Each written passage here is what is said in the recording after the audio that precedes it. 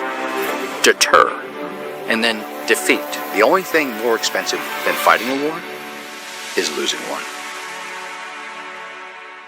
We dominated the battlefield for decades because of the fact that the resources we had and the technology gap that we put between ourselves and our adversaries. That doesn't exist today. It doesn't. I mean, you can procure commercial off-the-shelf equipment globally that we were the only ones that had in our inventory just 10 years ago, right? The resource and capabilities of our near-peer adversaries is consistent and almost getting close to ours, right? I mean, and what they're spending on it has increased exponentially over the last decade, right?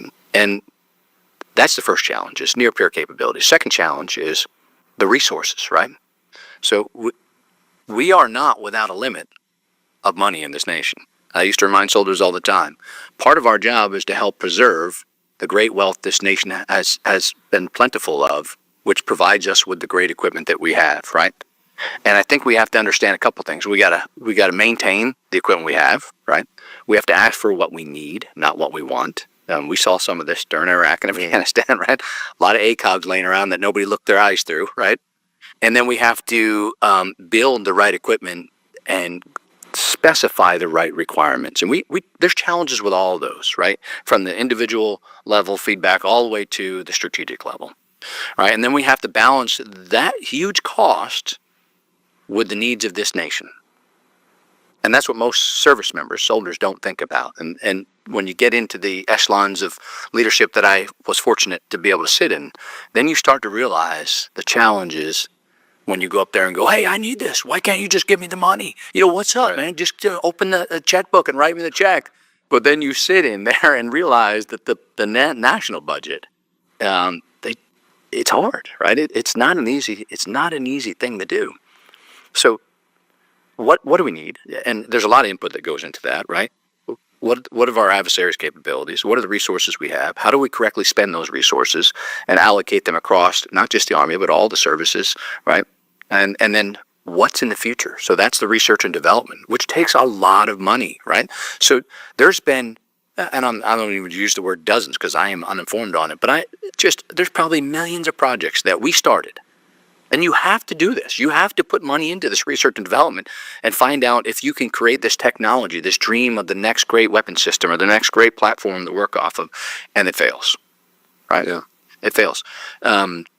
So all those things are very, very uniquely interrelated and make it so difficult to build modernization, as you said. And we've been saying it for how long? And we're still using the platforms that were designed after Vietnam. The Abrams, the Bradley, the Black Hawk, the Apache, well, Cobra first and then Apache, right? We're still using them. Now, they're not the same. You know, we put a lot of money and effort, but we do have to get to the next generation of equipment to equip. And the leadership struggles with all those things and more, right, that I just talked about, but they're making progress. They are. So there's two points here that you made up that I think are important to kind of address in a little bit more detail. So you talked about, essentially what you're talking about is the procurement process. And we have a very bureaucratic and lengthy procurement process. So how do you rapidly innovate when you have this process that says, like, hey, it's going to take 5 years, 10 years to field the new Black Hawk? I'm going to be honest with you. I'm not the acquisition expert. I dealt with a little bit of it, sat in the meetings, and smarter people, way smarter than me. I call them the wicked smart people. We still haven't figured it out, right? And it's the next administration just said the other day, we're gonna get after this, and we've been saying that. And I'm not saying they won't or anybody in the past has failed. That's not what I'm here. I'm not an indicter. It's difficult. It's hard. But I can tell you the outcome if we don't. I do know this because I have enough experience. We got to change. We got to fix this. We have technology today, like you said, under the current process that won't get into our soldiers' hands for 5 years. But guess what? It's obsolete. Now, we've done much better. We have done much better. On one of the things, unfortunately, that war brings us is changes in those policies, or it gives us exceptions to those to do rapid fueling equipment initiative. The equipment we have right now, which is phenomenal. When I grew up in the Army, I had 2 canteen cups, 2 magazines made out of canvas, and an M16 rifle with no sights, nothing, right? And when I turned in all the TA-50 I got from all my deployments, I had 12 duffel bags full of stuff from Rapid Fielding Initiative. Soldiers are well equipped, but are they equipped for the next fight? And where's that fight going to be, right? And it's challenging, and it's expensive, and it's increasing in cost. And these are all things that we have to factor into it. But I don't know how to get it better, and I'm not going to be the one to sit here and act like I know the answer, because I don't. Because, like I said, smarter people than me have tried to figure it out. But I know the consequence if we don't. And it's going to be expensive. And a great man I worked for, General Mark Milley, had an awesome quote that I love. And he used to use it on the Hill all the time. Because this is an expensive endeavor, a very expensive endeavor. And he used to say, the only thing more expensive than fighting a war is losing one. Yeah. So it's going to cost. It's going to come at great cost. But if we don't do it, will be at greater cost if we lose the next war. Yeah. So I've been fortunate to sit down with General Joseph Votel, former SOCOM commander and CENTCOM commander, and JSOC, and you name it, he probably commanded it at some point. Yeah. And also with the incoming National Security Advisor, Mike Waltz. And both of them talked at length about China. I think we feared Russia in a lot of ways, and the Ukraine exposed Russia's at least their conventional military capability has been exposed to a significant degree, and we know a lot more about Russia there. But we talk about China. Yep. China's investment in things like hypersonic technology for missiles, reports of Chinese investment in Gen 6 and 7 fighter jets, their 4-to-1 advantage in deep water ports, and their ability to produce an aircraft carrier in like 5 years, and it takes us 12 years to produce an aircraft carrier. Are we behind China in innovation and technology? And if we are, how do we close the gap? Yeah. Now I'm not privy to the information I had in the past, and many of that would be classified. I couldn't, Sure. I can't talk in that. But I worry about it. I listen to our elected leaders and our leaders in the Pentagon now, and they have concerns in certain areas. Yeah. Do I think that they are an adversary of great concern? Oh yeah. Not just militarily. Economically, geopolitically, I mean, you name it.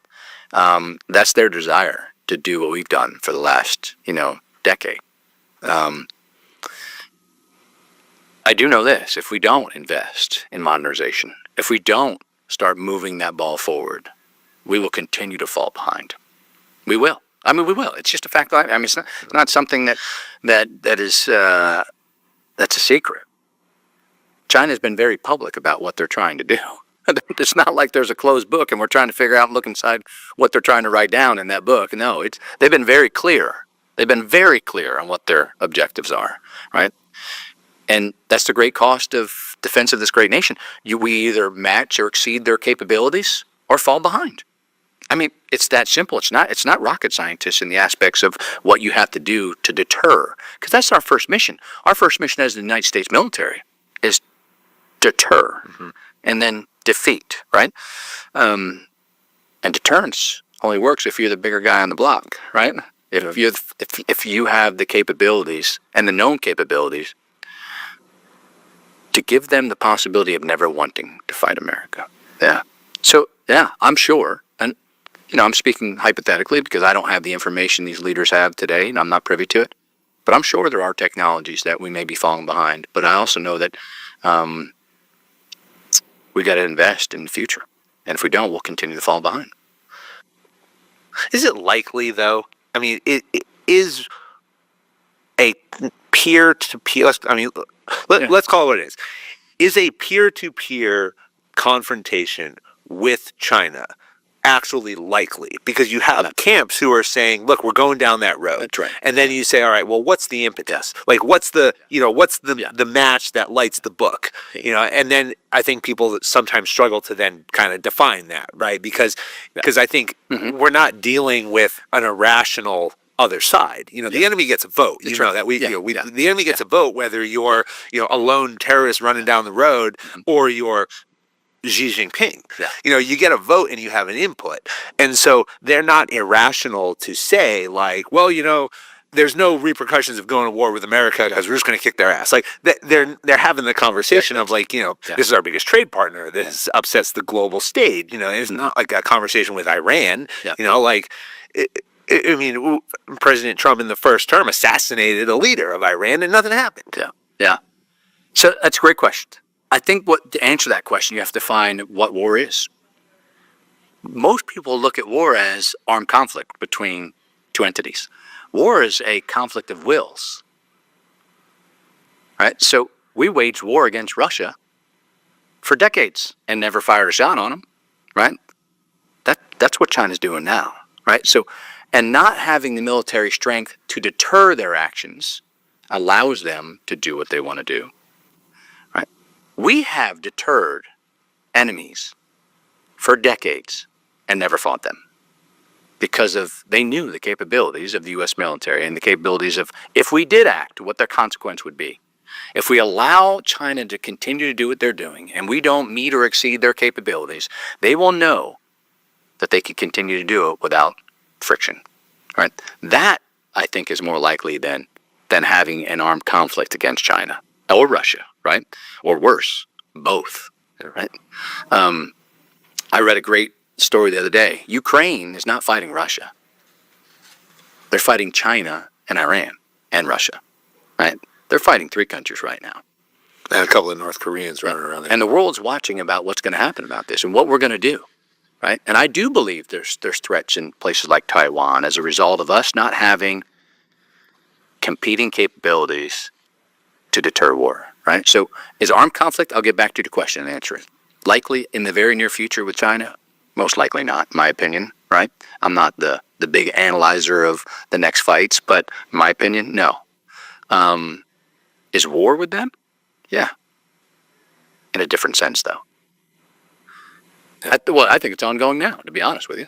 And it depends how you want to define the word war. Yeah, I would argue that as you've defined war here, we would absolutely be at war with them, right? Yeah, oh yeah, of course, for sure. Yeah, and they're very upfront about it. Yeah, I agree. Yeah, they're not holding it back.